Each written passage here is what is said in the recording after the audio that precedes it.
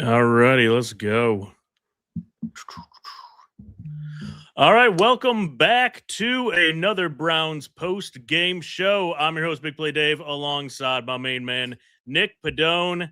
Nick, we got a Victory Monday coming up here in Cleveland, Ohio. How are you feeling after that Browns victory? Feels absolutely great to win. I see that the social media streets are already in disarray because this messes up the draft pick and all of that. Listen, you figure that out in April. There's a reason that they schedule the NFL draft out months after the regular season concludes. It feels good to win a game. It feels good to beat the Steelers, especially on the stage where you could now toy with Pittsburgh's playoff livelihood. Helps the Baltimore Ravens out a little bit along the way, but man, does it feel good to win.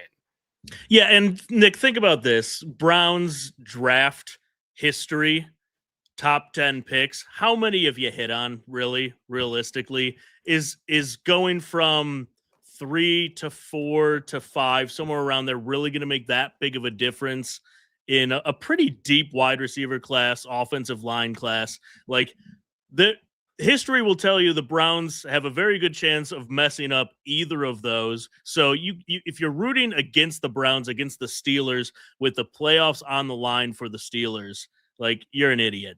Well, Just you know what come this on. is. This is Uh, people that are watching Fernando Mendoza and Dante Moore, and they're trying to find their quarterback of the future. And Shedeur Sanders, it wasn't a perfect game today by any stretch, but did enough to outlast Aaron Rodgers and the Steelers. I thought the Steelers had a really bad game plan. I thought the Browns defensively were really good in this game, and it ultimately prolongs Shedeur Sanders' Browns career by how much? I don't know. What this offseason looks like, I don't know. We'll jump into all of that on here and certainly throughout the week here on the Big Play Sports Network. But for one day, I agree. It is fun to win. That's why you watch these games, is to win. And it yep. feels great to beat Pittsburgh always. Didn't how bad did the Steelers look after that game? Like, Shedeur outplayed Aaron Rodgers. Their secondary is atrocious. But we outclassed them in every capacity of the game today, and that's a 9-win team in the NFL. So I feel pretty good. Pittsburgh, I mean, we're in a group chat with Charlie Batch and Trey Essex, who played for the Steelers. Snap count on Tuesdays on Big Play, or on Mondays, sorry. They're freaking out. I mean, the Steelers are going to be a touchdown underdog on their home field should they beat Baltimore next week and Yeah. get into the playoffs. They're going to be a touchdown underdog in the first round of the playoffs. I mean, it's just an overrated Steeler team. It goes to show how bad the AFC North is this year and what a waste of a season this truly has been for the Cleveland Browns. And I ultimately don't think this win means much more for Kevin Stefanski, and we'll jump into that. But it really felt like, Dave, with the playoffs on the line, with the division on the line, and the first division win in quite some years for Pittsburgh, their game plan was don't let Myles Garrett break the sack record. That's literally all they were trying to do today, was not let 95 break that sack record. In turn, they lost to the Browns, and now they're playing for their season next week against the Ravens. It was just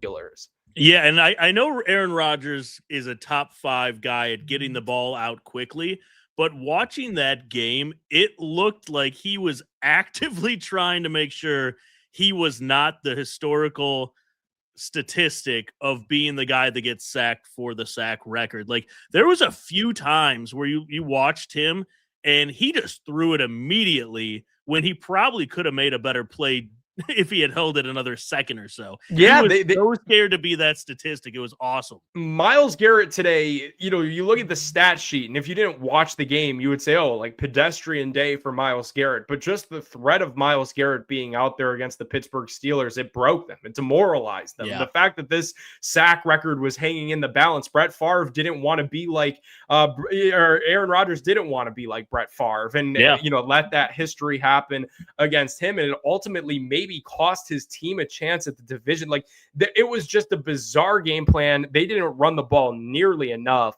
Like Jaylen Warren actually was cooking a little bit, and then they would just get away from it, and they would try these short intermediate passes. Darnell Washington going down certainly hurt them. And then you look at the current state of this Browns roster, and we need help at receiver in the worst possible way, but so do they, dude. So do they. Like, outside of DK Metcalf, you saw it today. They still can't deploy Roman Wilson, the young receiver out of Michigan, who I thought had a ton of promise coming out in the draft. You got to add what's left of Adam Thielen in his career out there. I mean, I don't know what the Steelers were doing. And I'm not complaining. I'm not complaining because I did bet on the Browns today. I had parlayed it with the Harold Fannin Jr. touchdown. Pretty nice payout. They're on FanDuel for us there, well Dave. Done. But yeah, not complaining, but I'm confused as to what the Steelers were trying to do. Yeah, I mean, that's a fair point. And let's move to the Browns offense because we've been talking about this for weeks now. Let's see what Shedeur has with this, mediocre at best offensive talent. So you've got Harold Fannin, stud. He's obviously your new starting tight end, TE1 moving forward. But we wanted to see, what does Jerry Jeudy look like with him? What does Isaiah Bond? What does Cedric Tillman look like with him? And today, at least in the first half, they looked like a very competent offense. Jerry Jeudy looked great today. I don't know where the hell that came from. It looked really good in the first half. Why am I so out of focus here? Come on. What'd you do? Come on. I think I just I moved too much for this thing, I think. There we go. I'm moving. You're fine. There you go. I don't know what really happened there in the second half. Obviously, Tevin Jenkins went down, and then you put in yet a new right guard. Like, this offensive line is just in shambles. I think the one thing the Browns are certainly still searching for offensively, goes without saying, is consistency. If Shedeur Sanders wants to be the option next year, and I think he is an option for next year, this win will dictate that. Yeah.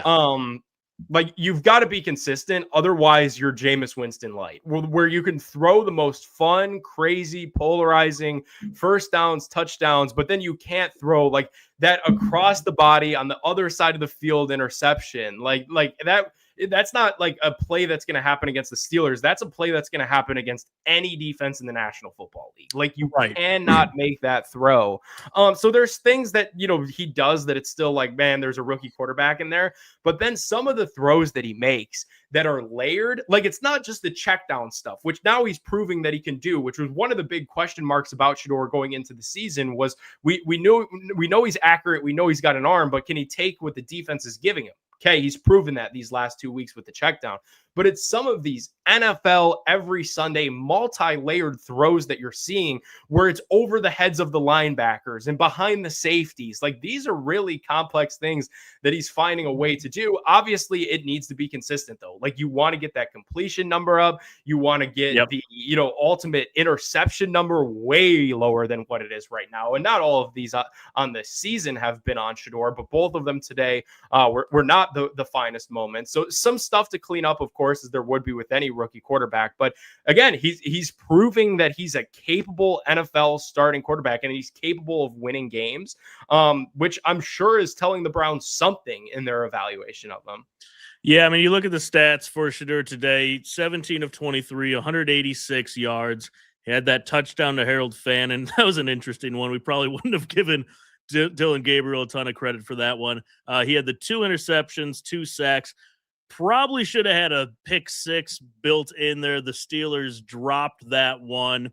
But Nick, you're right. He's shown more, I think, more than enough that he can be in the mix for the starting job moving forward into 2026. I think you can take the last few weeks here and say, we don't need to draft a Fernando Mendoza or a Moore or one of these top guys if one of them were to fall.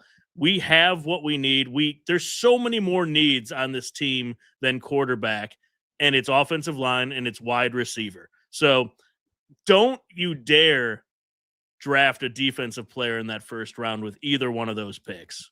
I will be livid. That is absolutely the nightmare scenario. The one thing that I've seen that's out there that I guess, like, whatever, like, if they really like Shedeur and they're really ready to put the eggs in his basket, if they want to take Caleb Downs with that first pick, if they think that he's Ed Reed and then you draft nothing but receiver and lineman there, whatever. But no, I'm with you. Like, like think about seriously, because like we're talking about, for all the people that are upset out there about how this went in terms of Browns draft positioning. If you want so Ed in Columbus on X, we didn't get the sack record. We lost out on Mendoza and Moore. Shedeur better be the answer. Otherwise, this was a loss. Sure. I mean, I guess so. Yeah, if Shedeur is not good and then you're stuck in QB purgatory, you don't have an option.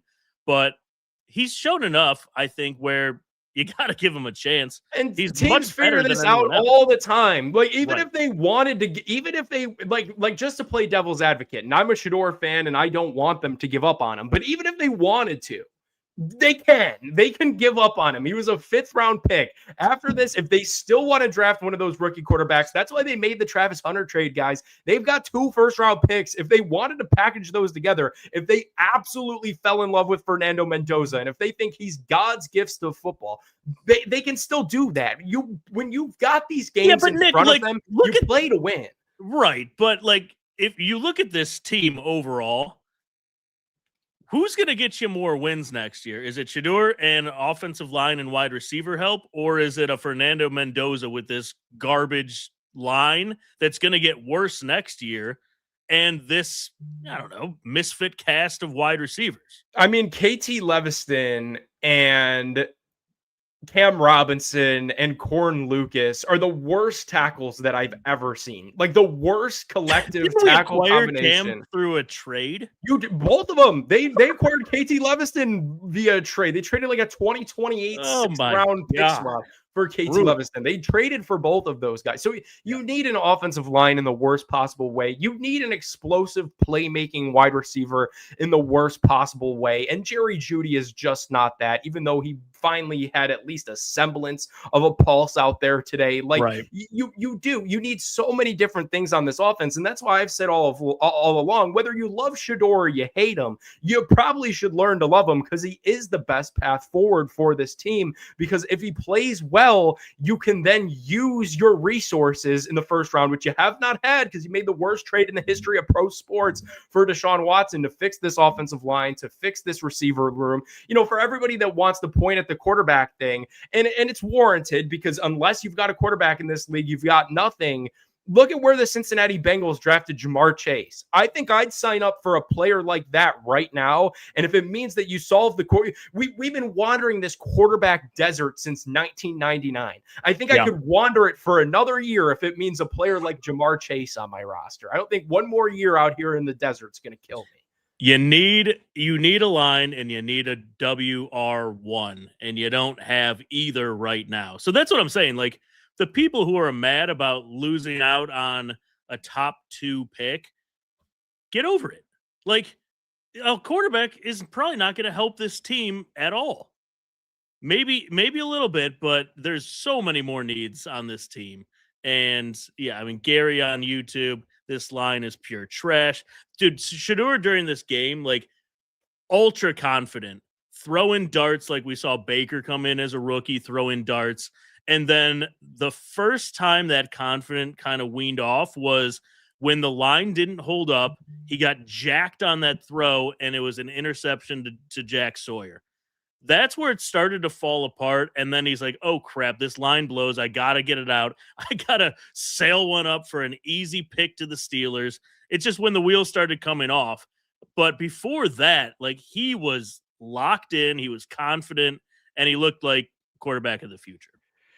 Yeah, I mean, he did. It started off really well, and that's why, like, I'm curious. I wonder how they evaluate that. Like it started off phenomenally, like really throughout the whole first quarter. I'm like, this is the best quarter that he's ever played with the Browns, and then even at halftime, I'm like, it's a sound half of football. You got a nice lead there against the Pittsburgh Steelers, and then another big piece of this too is the coaching staff is so unserious. Like, when Mike Tomlin makes those adjustments and the Pittsburgh defense starts buzzing all around, well, then of course the train slides off the tracks a little bit because the Browns never adjust at all. They just try to keep doing the same thing that they were doing, and then they, because his confidence was shaken and because those shots down the field seemed fewer and further between, then you see the quarterback play slide a little bit there too. So curious to see what they do. Like for all these people that want to, you know, like predict the future and stuff, like you got to see who the head coach is going to be. That's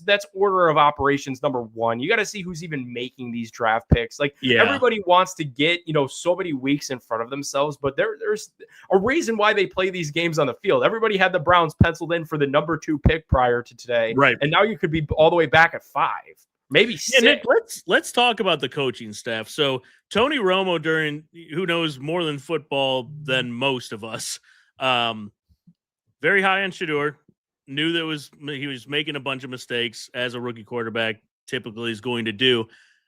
Very complimentary of Tommy Rees as the offensive play caller.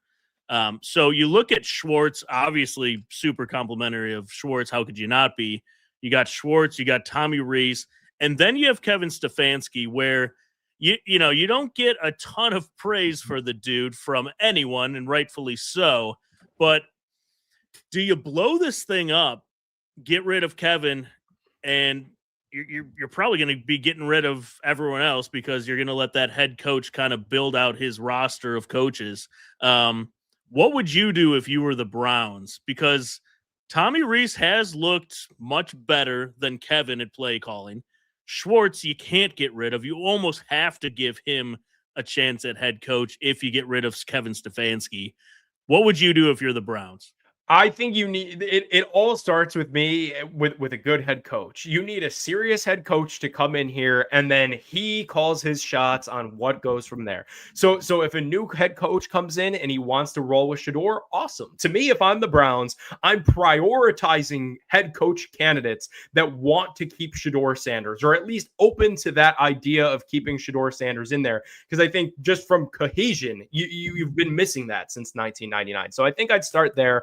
And then I would build out the staff as the head coach wants to build out the staff. If the head coach wants to bring back Schwartz, great. If the head coach wants to bring back Tommy Rees, great. I'm personally not forcing anything on anybody. However, you want a little inside track on this. You want a little inside track on why Romo was so complimentary of all of the coordinators and not Kevin Stefanski. These broadcasters, it's not like they blow into town on Sunday and like they're doing the game with no prior research. And when I say that, it's not that they're at home like you or I would be, where we're finding out who the impact players are and got the rosters pulled up and the depth charts. There's some of that, but they talk to pretty much everybody in the building, from head coach all the way down to janitor staff. Yep. So they have enough material to get themselves through an entire 4-hour broadcast. Like the game is only an hour itself, 4 15-minute quarters, but the broadcast with stoppage time, like they have notes and things that they never even get to because they talk to everybody in the building from top down the entire week. So usually they are conveying whatever message that was delivered to them within the week. So the message from inside that building must be, hey, we're pretty high on Jim Schwartz. We're pretty high on Tommy Rees as a collective, but conveniently not a whole lot on Kevin Stefanski. And as I read the tea leaves of what's going on, it kind of sounds like that's the way things are going, that Tommy Rees inside that building is getting more credit for Shedeur's development than Kevin Stefanski is. They like Tommy Rees. They wouldn't mind keeping Tommy Rees around this organization, which is why I'm so fascinated to see what happens here at the end of this season. I really am. Well, Nick, you look in 4th down and 7? 4th down and 6. I think it was 4th down and 7. 4th and 7. They decided to go for it. This is Kevin Stefanski playing the game like my kids play Madden. Like they're just gonna go for it. Who cares? But like the analytics, like, is this because Paul Podesta is gone now? Like the analytics aren't in favor of you going for it on 4th and long anytime. Especially in a game like this, like you got to get these points. Luckily they won, but if it's almost like Kevin Stefanski is like trying to get himself fired. Like no other coach is going for it in 4th and 6, 4th and 7. I don't know what was with up a rookie that. quarterback. In that weather, like the weather actually chilled out a little bit in the second half, but like it was raining, it was windy, Yeah. it was gray, there was fog on the field at times. Like, and at 4th and 7, you're dropping back. And there were so many head scratching decisions. And like I agree with you. I think Tommy Rees has been an upgraded play caller, but like Yeah. there was that one drive where Cam Robinson's penalized twice.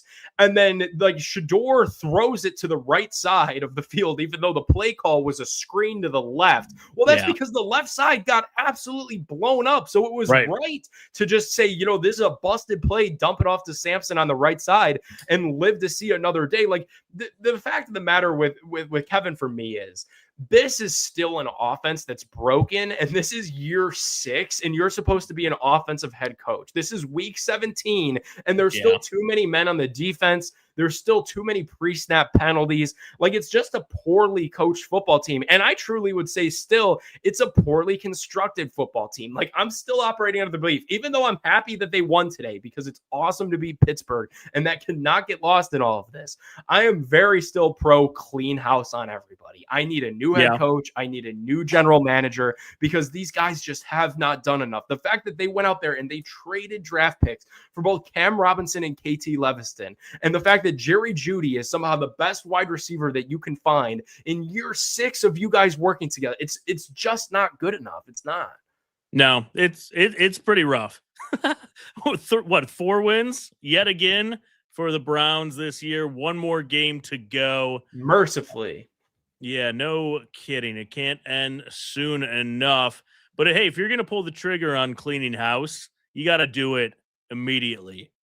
And you got to get this team and this front office on the same page months before the draft, which is really now. Because now what would be the most confusing thing on planet Earth is if they decided to run it back. If they decided to run it back because you beat the Steelers today and because your draft order didn't go your way, where you don't have a top 2 pick, like if you run it back now with what, Shedeur and Deshaun as the veteran bridge because you didn't get Fernando Mendoza, and then you just try to say, hey, Carnell Tate and whatever left tackle we find in the late first round is going to be good enough. I'm not sure. I'm not sure if that's the way to necessarily go about it. I still think changes need made. I don't know that putting up 13 points against the Pittsburgh Steelers, who literally weren't trying, they were just trying to not have Myles break the sack record. I don't think that's enough to save anything. I don't think it's enough to change any plans. Like, they need to continue to do what they were planning to do prior to showing up to Huntington Bank Stadium today. And if Haslam's mind was seriously not made up, like some of those reports out there indicate, I think today made it a whole lot more difficult because this was a win. Yeah, you found a way to win, but I mean, it was about as ugly as it got. And then when you look at the future and with the draft and all of that stuff, like, certainly didn't really entice anybody with that either. Yeah. All right, Nick, we don't have to go much farther on this because I think we've said all that needs to be said for this Brown season. One more game, one more week to analyze, critique, praise Shedeur Sanders, Kevin Stefanski, Tommy Rees, Schwartz. We got to get that sack for Myles. As we said earlier, Aaron Rodgers, that was his only thought process going through his head during this game, which bizarre. Was crazy. So Myles, weird. He's just such a weird guy. The Steelers are just broken as a result of Myles Garrett. I genuinely believe that. Like, think of how great Myles was in those 2 games that, the first game that got the Browns to the playoffs, and then the Browns beat the Steelers at Heinz Field. Like, it just feels like something about Myles being against the Steelers ever since maybe that helmet swing. Like, they hate him, and even though he didn't get that sack and he didn't get that history, like, he single-handedly pretty much won the Browns the game today. Yeah, and potentially knocked the Steelers out of the playoffs. Beautiful. That's a great much day. More than that. That's a good day at the office. That's right, for a 4-win Browns team. All right, we're going to call it. We got content all week. Subscribe to this channel, Big Play Cleveland. Check out all of the shows with Josh Cribbs, Hanford Dixon, Phil Taylor, Nick Padone, Reflog, Gab. We've got a ton of content. If you are on the Steelers side, go check out the Snap Count with Charlie Batch and Trey Essex. Detroit, we launched there with Herman Moore. A lot more coming from Big Play. going to be a very, very interesting offseason as we head into the draft here in Pittsburgh. So go Browns, hopefully one more week, and we will see you guys next week.